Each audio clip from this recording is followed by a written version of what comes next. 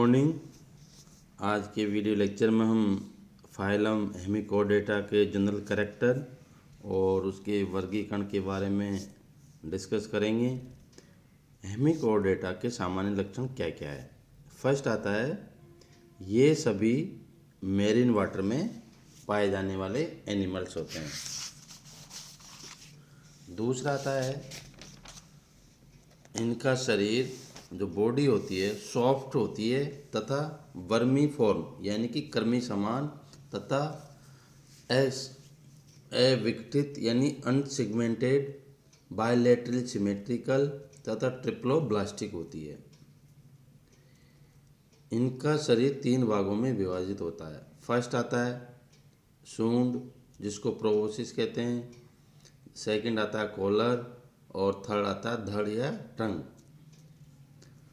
सीलों 3 कक्षों में बटी होती है, जिसे हम प्रोटोसील, मीजोसील और मेटासील कहते हैं।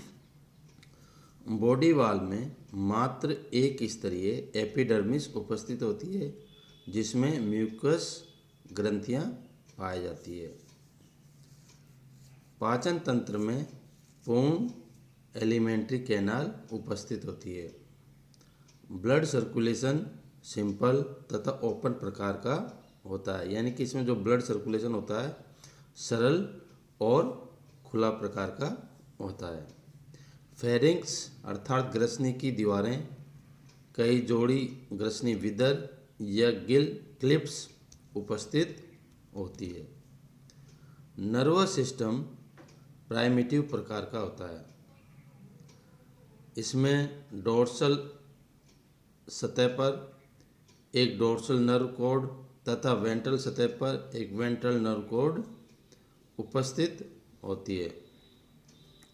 उत्सर्जन के लिए प्रोबोसिस ग्रंथि अर्थात ग्लोमेरुलस उपस्थित होता है, यानी कि उत्सर्जन के लिए क्या होती है, जिसमें ग्लोमेरुलस उपस्थित होता है।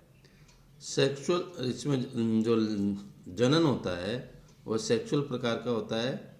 लिंग सामान्यतः पृथक यानी सेपरेट होता है। गोनेड्स में एक से अधिक पेयर पाए जाते हैं। फर्टिलाइजेशन शरीर के बाहर अर्थात पानी के बाहर एक्सटर्नल होता है। नोटोकॉर्ड केवल शरीर के अगले भाग में मुख के आगे स्थित होती है। यह मुखांक के छत से निकलकर सूंड के अधर भाग तक फैली रहती है। इसे हम बक्कल डाइवर्टिकुलम कहते हैं। अब आता क्वेश्चन आता है, बक्कल डाइवर्टिकुलम किसे कहते हैं। यानी जो नोटोकॉर्ड होती है बॉडी के अगले भाग मुख तक स्थित होती है और ये बक्कल कैविटी की छत से निकलकर सूंड के आधार भाग तक फैली रहती है। इसी को हम बक्कल डाइवर्टिकुलम कहते हैं। डेवलपमेंट होता है, जो विकास होता है, इसमें डायरेक्ट प्रत्यक्ष व अप्रत्यक्ष प्रकार का होता है।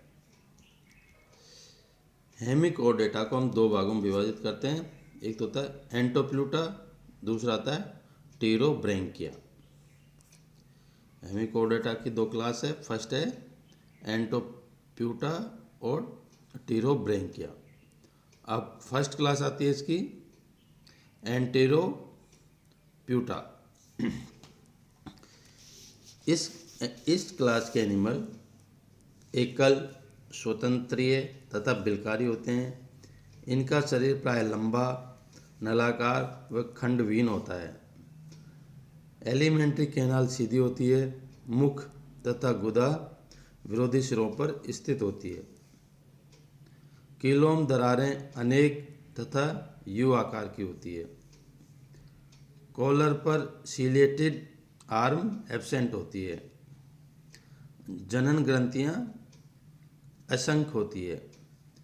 इसका एग्जाम्पल है बैग्नोग्लोसिस, सैकोग्लोसिस, प्रोटोग्लोसिस और टाइकोडेरा इत्यादि। दूसरी क्लास है इसकी टीरोब्रैंकिया। टीरोब्रैंकिया ये एकल, सोलेटरी या कोनियल ये निभई होते हैं। इनका शरीर आकार में छोटा होता है तथा आधार से चिपके लेने के लिए इसमें स्टाक पाया जाता है, यानी वृंत पाया जाता है। एलिमेंट्री कैनाल यू आकार की होती है तथा मुख्य व एनस पास पास स्थित होते हैं। गिल दरारें एक जोड़ी उपस्थित होती है। कॉलर में सिलिएटेड भुजाएं उपस्थित होती है, जबकि ट्यूरोप्लूटा में एब्सेंट होती है और टीरोब्रेंकिया में कॉलर में सिलिएटेड आर्म प्रेजेंट होती है। जनन ग्रंथियों की संख्या एंटेरोप्यूस्टा के जंतुओं की अपेक्षा में कम होती है, यानी कि जो गोनेट्स ग्लैंड होती है जो एंटोपिनुटा में अधिक पाई जाती है, जबकि टीरोब्रेंकिया में कम पाई जाती है। टीरोब्रेंकिया को हम दो गणों में यानी दो ऑर्डर में विभाजित करते हैं। फर्स्ट आता है सेप्लोडिसीडा। सेप्लोडिसीडा में इस गण के सदस्य सोलिटरी यानी एकल होते हैं, लेकिन अनेक जंतु एक जेलेटिन कवच में पाए जाते हैं। क्लोम दरारें की एक जोड़ी उपस्थित होती हैं। भुजाएं संख्या में अधिक होती है जिन पर टेंटाकिल्स प्रेजेंट होते हैं। गोनेट से एक जोड़ी होती है। इसका एग्जाम्पल है सिफ्लोडिस्कस।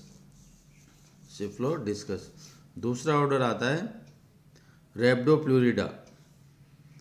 रैप्डोप्लूरिडा ऑर्डर के एनिमल कॉलोनियन या निभेज एनिमल होते हैं और एक जोड़ी भुजाएं पाई जाती है जिन पर दो पंक्तियों में टेंटाकिल्स पाए जाते हैं तथा इनमें जनन ग्रंथि उपस्थित होती है। और इसका एग्जाम्पल है जैसा कि ऑर्डर से प्रतीत होता है रैप्डोप्लूरिडा, तो इसका एग्जाम्पल हो गया रैप्डोप्लूरा। रैप्डोप्लूरा एनिमल्स किस में आते हैं? रैप्डोप्लूरिडा में।